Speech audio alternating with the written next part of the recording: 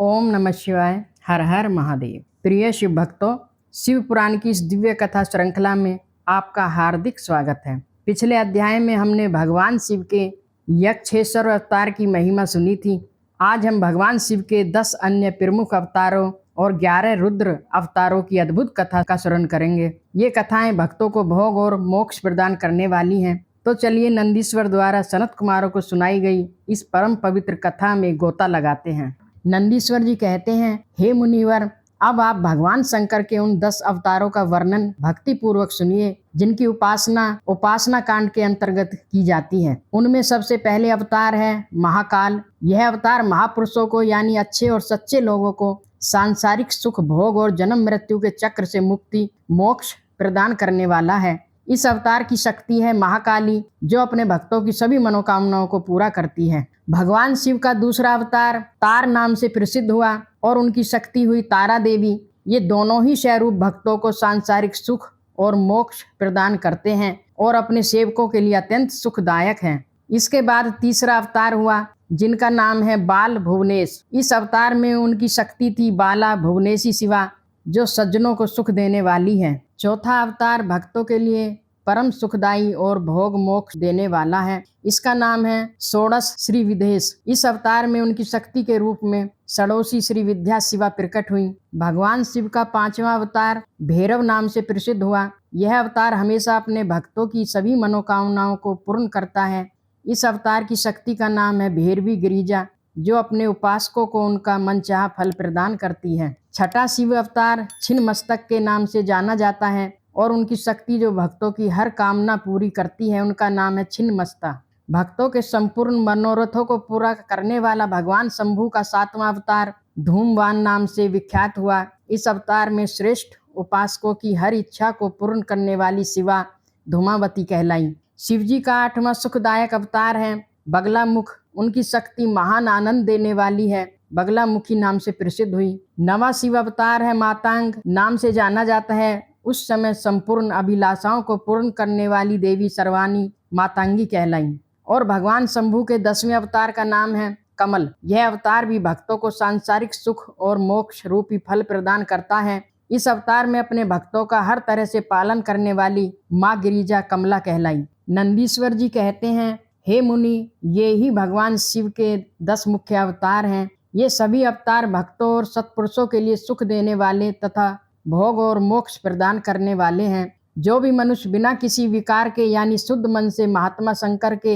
इन 10 अवतारों की सेवा और उपासना करते हैं, उन्हें ये अवतार नित्य ही नाना प्रकार के सुख प्रदान करते रहते हैं। हे मुनि, इस प्रकार मैंने इन 10 अवतारों का महात्म्य आपको सुनाया है। तंत्र शास्त्र में तो इसे सभी कामनाओं को पूर्ण करने वाला बताया गया है। इन अवतारों के साथ ही इनकी शक्तियों की भी अद्भुत महिमा है।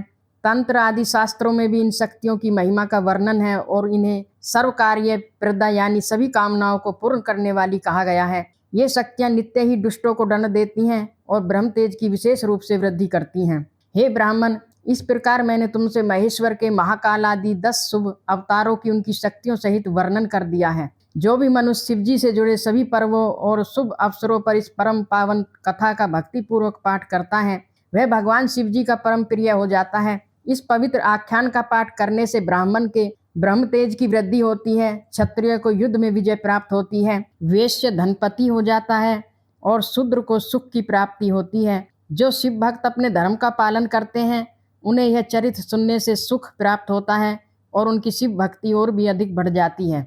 नंदीश्वर जी आगे कहते हैं, हे मुने, अब मैं भगवान शंकर के 11 श्रेष्ठ रुद्र अवतारों का वर्णन करता हूँ। आप ध्यान से सुनिए। इस कथा को सुनने मात्र से असत्य या झूठ से उत्पन्न होने वाली कोई भी बाधा या पीड़ा मनुष्य को नहीं सताती। यह पूर्व काल की बात है। एक समय ऐसा आया जब इंद्र आदि सभी देवता दैत्यों से पराजित हो गए। तब वे बहुत ही भयभीत होकर अपनी पूरी अमरावती को छोड़कर भाग गए।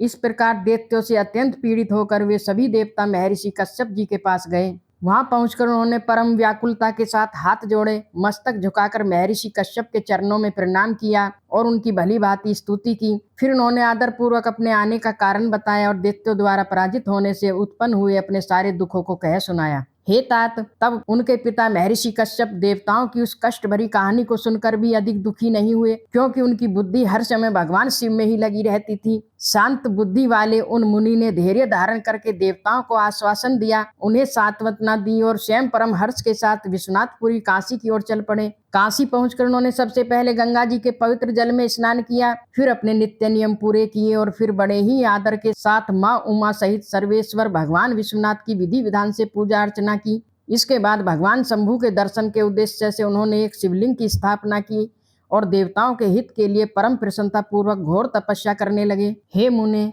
जब शिवजी के चरण कमलों में मन लगाए हुए धैर्यशाली मुनिवर कश्यप को तप करते करते बहुत लंबा समय बीत गया, तब सत्पुरुषों की एकमात्र गति भगवान शंकर अपने चरणों में मन लगाए हुए ऋषि कश्यप को वरदान देने के लिए वहां प्रकट हुए। भक्त वत्सल्य महेश्वर परम प्रसन्न थे। उन्होंने अपने भक्त मुनिवर कश्यप से कहा, वर मांगो। अपने सामने साक्षात महेश्वर को देखते ही देवताओं के पिता कश्यप जी आनंद में डूब गए। उन्होंने तुरंत हाथ जोड़कर भगवान के चरणों में नमस्कार किया और स्तुति करते हुए बोले, हे महेश्वर, मैं हर तरह से आपकी शरण में हूँ। हे स्वामिनी, आप देवताओं के दुख का विनाश करके मेरी अभिलाषा पूर्ण कीजिए। हे देवेश, मैं अपने पुत्रों के दुख से बहुत दुखी हूँ, अतः हे ईश, मुझे सुखी कीजिए, क्योंकि आप ही तो देवताओं के सहायक हैं। हे नाथ, महाबली दैत्यों ने देवताओं और यक्षों को पराजित कर दिया है, इसलिए हे शंभु, आप मेरे पुत्र के रूप में प्रकट होकर देवताओं के लिए आनंद दाता बनिए। नंदीश्वर जी कहते हैं, हे मुने कश्यप जी के ऐसा कहने पर सर्वेश्वर भगवान शंकर ने कहा,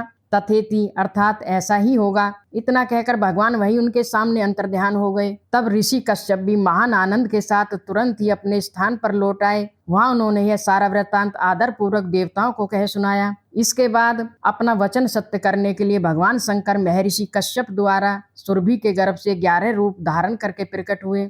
उनके प्राकट्य के समय महान उत्सव मनाया गया। सारा जगत शिवमय हो गया। कश्यप मुनि के साथ साथ सभी देवता हर्ष से विभोर हो गए। उन 11 रुद्रों के नाम इस प्रकार रखे गए, कपाली, पिंगला, भीम, वीरूपाक्ष, विलोहित, शास्ता, अजपाद, ऐहिबुर्धन्य, शंभुचंड तथा भव।